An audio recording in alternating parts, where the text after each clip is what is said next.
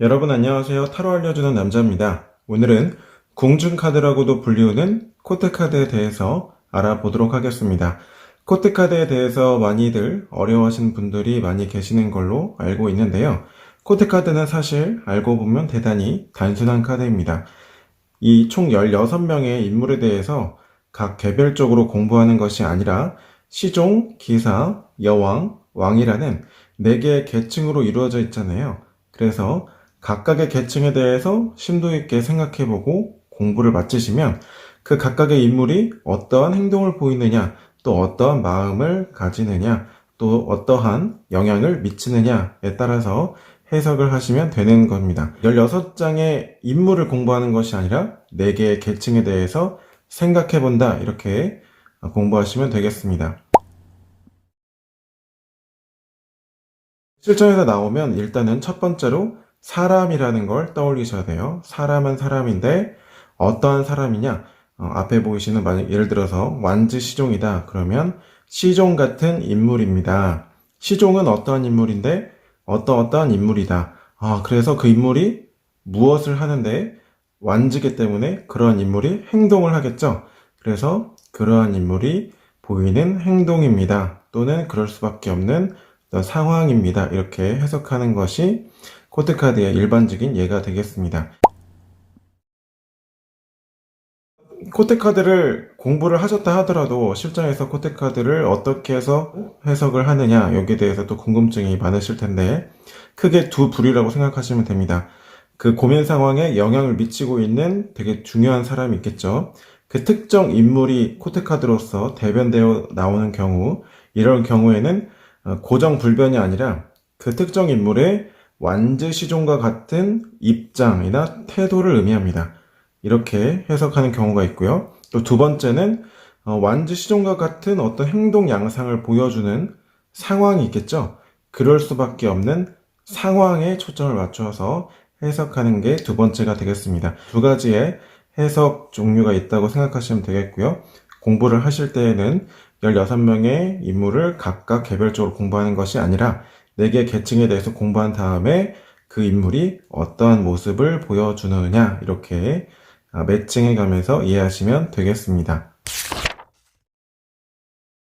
첫 번째, 시종입니다. 시종은 코트카드에서 첫 번째 계급이기도 하고요. 수비학적으로는 숫자 2를 가리키는 계층입니다.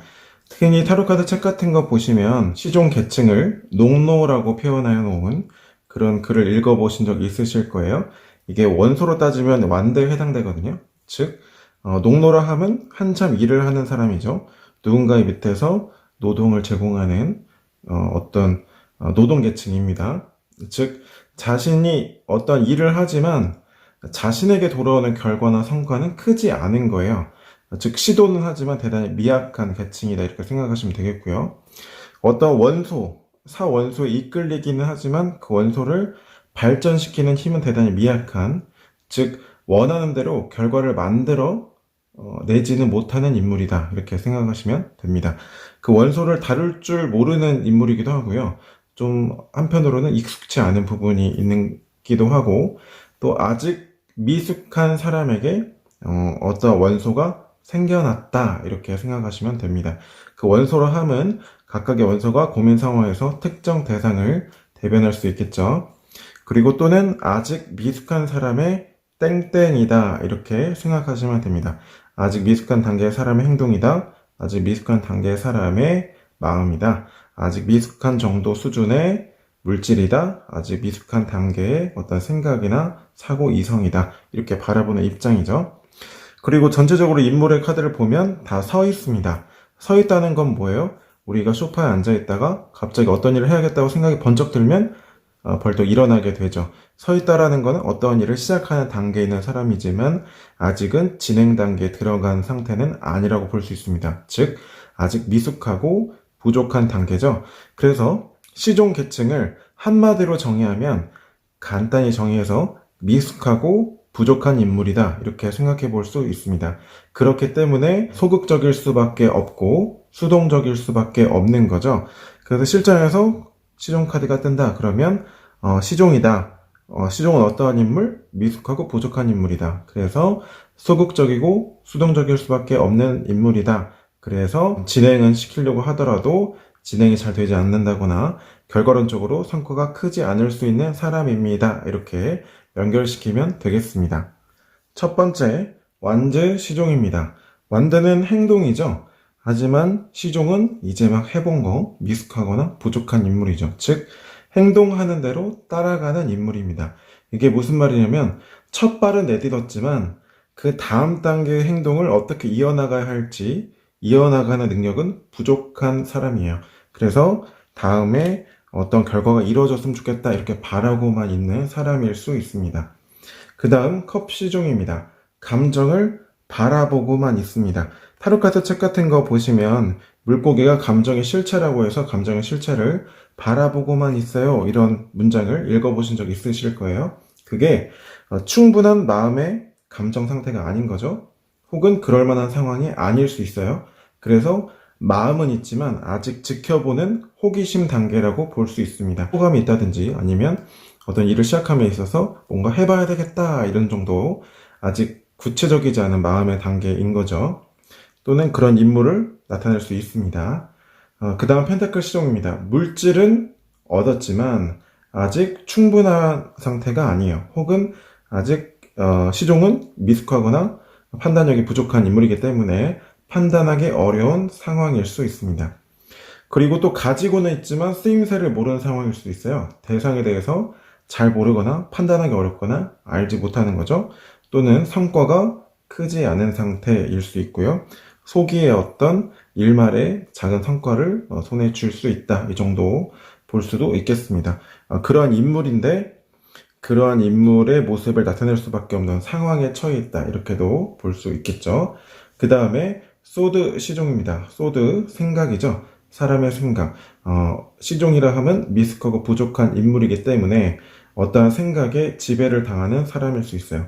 이를테면 결정을 내리지 못한다거나 무언가 결정을 함에 있어서 판단하기 어렵다거나 두려움이나 걱정이나 불안감이 앞서는 그런 부족한 인물인 거죠. 또 혹은 그러한 상황에 놓여져 있다. 이렇게 리딩이 가능한 카드가 되겠습니다.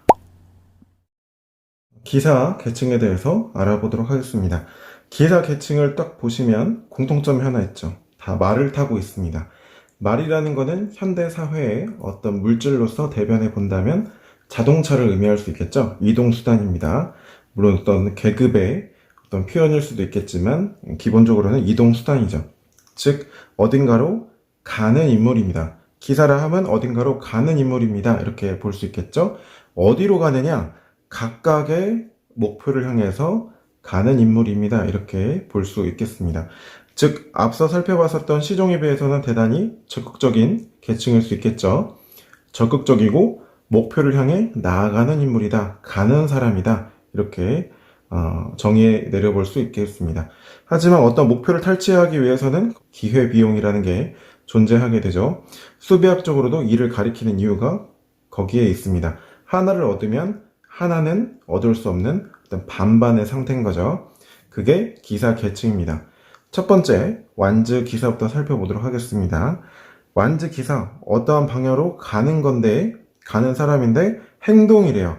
즉, 내 행동대로 가다라는 의미죠. 내 행동대로 가는 사람입니다. 즉, 이게 무슨 말이냐면, 이동을 서두르고 있다든지, 우선 행동하는 사람이라든지, 아니면 일단 진행하고 보자. 이런 인물의 어떤 입장이나 태도일 수 있어요. 즉, 어떤 추진력은 내 계층 입장에서 행동은 빠를지 몰라도 실수를 할 가능성이 대단히 높은 거죠. 혹은 내가 아무리 노력해도 결과물이 따라오지 않는 것 같은 이런 상황에 놓여진 것일 수도 있습니다. 그 다음 컵 기사입니다. 컵은 내 마음, 즉 이 감정이 향하는 대로 가다인 거죠. 내 마음이 향하는 대로 가는 사람입니다. 하지만 컵 카드가 다 그렇죠. 구체적으로 현실적으로 어떻게 갈지에 대해서는 아직 잘 모르는 상황입니다. 그래서 천천히 가고 있는 거죠. 그 진행 상황으로 본다면 대단히 더딜 수가 있습니다. 하지만 또 마음은 있지만 여건이 따라주지 않는 상황에 놓인 것일 수도 있는 거죠. 그 다음 펜타클 기사입니다. 펜타클은 물질이고 어떤 결과물이고 어떤 이익이죠. 즉 내게 이익을 얻는 곳으로 가다입니다. 이익이 되는 곳으로 가는 사람이죠. 즉 어느 방향으로 가는 게 어디로 가는 게 나에게 이득이 될까 대한 고민에 빠진 거죠. 그래서 멈추어서 있습니다.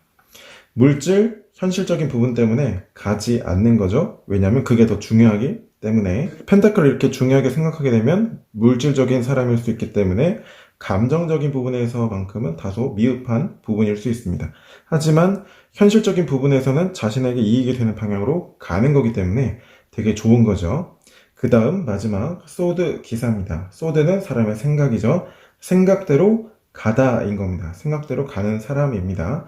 즉 내가 해결할 수 있어요. 내가 원하는 대로 결과나 목표를 탈취할 수 있는 사람입니다. 혹은 그런 입장을 취하고 있습니다. 하지만 소드라는 건 양날의 검이죠. 그만큼 놓치는 것이 있을 수밖에 없어요. 그게 감정적인 부분이 될 수도 있고요. 혹은 기회비용일 수도 있습니다.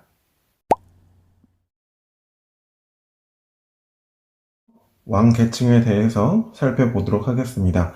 왕 계층의 인물들은요, 앞서 살펴봤었던 시종이나 기사 계층에 비해서 고민 상황에 지대한 영향을 끼치는 인물이라고 볼 수 있습니다. 즉, 이 인물의 어떤 입장이나 태도로 인해서 어떤 방해나 장애 요인이 생긴다거나 아니면 이러한 입장이나 태도, 이런 인물의 성향 때문에 고민 상황을 어느 방향으로 이끌어 간다든지 이런 식으로 고민 상황을 좌지우지할 수 있는 큰 힘을 가지고 있는 계층이다 이렇게 볼 수 있습니다. 똑같은 왕인데 하나가 다르죠. 성별이 다릅니다. 여기서 말하는 성별이란 남자는 이렇고 뭐 여자는 이렇다 뭐 이런 남존여비 사상과는 전혀 무관한 내용입니다. 그냥 이제 옛날 사람들의 그 사고 방식에 혹은 당시 문화 양식에 타로가 만들어졌을 당시에 이런 식으로 그냥 구성이 되었다는 거고 어떤 상징물일 뿐인 거예요. 남성은 여성에 비해서 남성왕은 본인 위주입니다. 즉 개인 중심, 그래서 본인 주도적이고 본인의 것이기 때문에 대단히 적극적일 수밖에 없어요. 하지만 여왕은 왕에 비해서 이타적입니다. 개인 중심이 아니라 역할 중심입니다. 그래서 대단히 수동적일 수밖에 없어요. 이게 무슨 얘기냐면 나의 이익, 나의 것을 위해서라면 무엇이든 하는 주도적이고 적극적인 인물이라면 내가 지키고자 하는, 내가 하고자 하는 그걸 제외하고는 나 역시조차도 상처받아도 상관없을 정도로 대단히 수동적일 수 있어요. 이것만을 위해서라면 뭐든지 난 가능해. 특히 우리 어머님들 내 자식을 위해서라면 무엇이든 다 괜찮아 이런 말씀 하시잖아요. 그것처럼 그 외적으로는 내가 무엇이든 다 받아들일 수 있어. 수동적이고 수용적인 성질이 가지고 있습니다. 수비학적으로도 3과 4거든요. 즉 수비학적으로 3, 무엇을 가지다. 그래서 여성은 고대 사회에서 노동력의 근간인 생명을 잉태하다, 가지다 하잖아요. 그래서 타로 카드를 언어학적으로 풀어보면 가지다라고 할 수 있는 거죠. 가지다입니다. 그리고 왕은 지키다입니다. 안정과 질서, 수비학적으로 숫자 4죠. 그래서 지키는 왕입니다. 나의 현실, 나의 물질, 나의 이익, 나의 무엇을 지키고 얻으려고 하는 것이 왕 계층입니다. 크게 분류해보면 왕은 본인 개인 중심이고 여왕은 이타적인 중심이다. 적극적이고 수동적이다. 이렇게 볼 수가 있겠습니다. 첫 번째, 완즈 여왕과 완즈 왕을 보도록 할게요. 완즈 여왕은 행동이 앞서는 겁니다. 행동이 앞서는데 완즈 왕도 행동이 앞서는 거 아닌가요? 이렇게 물어보실 수 있어요. 무엇이 다르냐? 완즈 왕은 본인의 행동이 앞서는 겁니다. 완즈 여왕은 행동이 앞서는 거예요. 이게 무슨 얘기냐면 본인의 일이 아닌데도 저게 일이 잘못되는 걸 내가 지켜볼 수가 없습니다. 그래서 남의 일도 막 오지랖을 내세우면서 막 도와주려고 하고 내 일이 아닌데도 성심성의껏 도와주려고 하고 그래서 이제 완즈 여왕이 따뜻한 여인이다, 뭐 따뜻한 인물이다 이렇게 표현되는 이유가 여기에 있죠. 그러니까 일이나 행동 중심인 거예요. 그래서 내가 나의 일이나 나의 행동을 위해서라면 무엇이든지 다 수용하겠다 이런 입장인 거죠. 반대로 완즈 왕은 나의 행동이 중요해요. 그래서 나의 행동대로 따라와 또는 나의 일이 중요합니다. 내 일이 잘 되길 바라고 본인이 먼저 앞서 나가길 바랍니다. 그래서 추진력이 강한 사람일 수도 있지만 반대로 고집이 강한 사람일 수도 있는 거죠. 다음 컵 여왕과 컵 왕을 보도록 하겠습니다. 컵 여왕은요, 감정 선상이 대단히 중요한 사람입니다. 그래서 예민한 사람이다, 물론 이런 표현도 아마 많이도 보셨을 텐데, 감정이 대단히 중요한 사람이에요. 그래서 대단히 소극적일 수 있고 관계의 어떤 평화를 중요하게 생각하는 사람일 수도 있습니다. 그래서 대단히 비밀이 많은 사람일 수도 있고, 그래서 그림을 보시면 여기 컵을 마치 컵이 아닌 것처럼 이렇게 꾸며놨죠. 그러면서도 모성애 있게 컵에서 눈을 뗄 수 없는 인물이 바로 컵 여왕이죠. 근데 컵 왕은 어떤 사람이냐면 본인의 감정이 중요한 거예요. 그래서 본인의 감정대로 본인의 감정이 좋은 환경을 막 조성하려고 하고, 그래서 너무나 감정적인 사람일 수도 있습니다. 그래서 너무 좋은 의미로는 대단히 배려심 강하고 대단히 감수성 풍부한 그런 사람일 수도 있겠지만, 또 나쁜 쪽으로 본다면 또 자기 감정만을 너무 내세우는, 자기 감정적으로 생각하는 부분이 있는 거죠. 하지만 공통적으로 봤을 때 컵 인물들은 어떤 현실적인 부분은 좀 다소 추진하기 어렵다는 부분들도 있는 거죠. 본인들이 어느 정도 일정 이상 감내하는 부분들이 있기 때문에 현실적인 부분은 다소 놓치는 부분들이 있을 수 있습니다. 펜타클 여왕과 펜타클 왕입니다. 펜타클 여왕은 물질이나 현실적인 부분이 대단히 중요한 사람이에요. 그래서 어떠한 일을 추진하거나 일을 할 때 현실적으로 따져본다거나 물질적으로 판단하는 게 중요합니다. 그래서 일을 시작하기도 전에 결과를 먼저 바라본다든지, 어떤 우리 관계에 있어서 선택이나 이 결정이 이익이 되느냐, 여기에 관점이 더 초점이 맞춰져 있는 인물이라고 볼 수 있는 거죠. 그런데 펜타클 왕과 뭐가 다르냐? 펜타클 왕은 본인에게 이익이 되는 방향으로 혹은 이익을 지키려는 행동을 합니다. 이익을 지키려는 행동은 다소 보수적일 수 있는 거죠. 본인에겐 좋은데 현실적인 것을 얻거나 지키는 고민 상황에서는 대단히 좋을 수 있습니다. 하지만 본인에게 이익이 되는 방향으로 일을 추진하거나 진행하려는 게 강하기 때문에 반대편 급부에 있는 사람은 다소 손해를 볼 수도 있겠죠.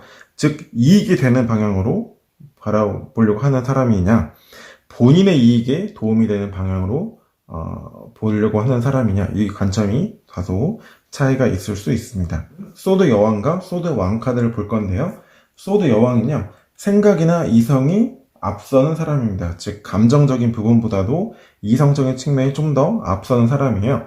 그래서 타로카드 책 같은 거 보시면 이성적인 사람이다, 냉정한 사람이다, 이런 글을 보셨을 텐데, 그게 무슨 말이냐면, 예를 들어서 우리 관계에 이성적으로 생각했을 때 이건 이렇고 저건 저런 것 같아. 혹여 그 선택이나 결정에 있어서 나의 감정이 다치는 한이 있더라도 이성적으로 생각했을 때 그게 합리적이라고 생각되면 그러한 결정이나 선택이나 결심을 내리는 사람입니다. 다소 많이 스트레스가 심할 수도 있겠죠.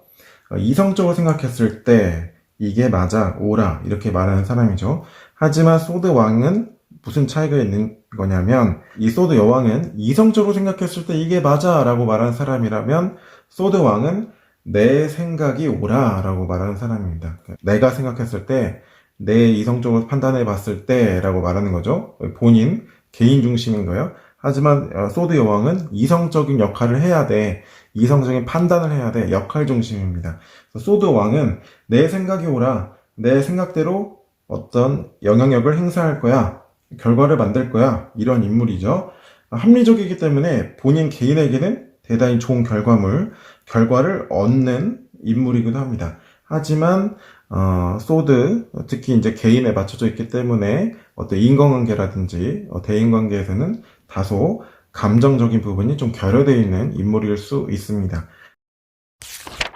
실전에서는 코테카드가 이렇게 적용이 될 수 있습니다.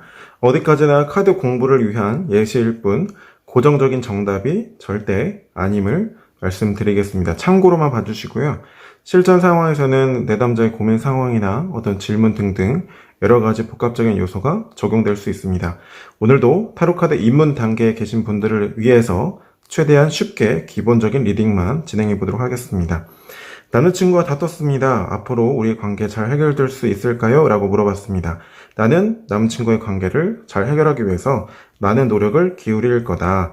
즉 내가 조금 힘들더라도 남자친구의 관계를 개선하기 위해서는 내가 이렇게 많은 열정과 노력을 기울일 거다. 그래서 남친구와 함께 대화해보는 계기를 마련할 것이고, 우리의 관계가 잘 대화의 국면, 화해의 국면으로 변화할 수 있을 것이다. 이렇게 리딩할 수 있겠습니다. 지금까지 코트카드에 대해서 살펴봤습니다. 코트카드는 엄밀히 말하면 어려운 카드는 아닌데요. 어려워하는 이유가 코트카드를 어떻게 공부할지 몰라서 16장의 인물을 다 부탁되고 암기한다든지, 혹은 어떻게 활용할지 몰라서 이거를 나올 때마다 그냥 덮어놓는다든지, 이렇기 때문에 코트카드가 어려운 것일 수 있습니다. 앞서 말씀드린 것처럼 코트카드는 4개의 계층에 대해서 잘 이해를 하는 게 먼저고요. 그 다음에 이러한 인물의 입장이나 태도가 사건에 이렇게 영향을 미치는구나, 이렇게 이해해 보시고, 두 번째로는 이러한 입장이나 태도를 보일 수밖에 없는 상황에 놓여 있나 보다, 이렇게 상황을 추론하거나 통찰력 있게 바라보는 게 중요합니다. 네, 지금까지 코트카드에 대해서 알아봤습니다. 타로 알려주는 남자였습니다. 오늘도 타로카드와 함께 행복한 아날로그 하세요. 고맙습니다.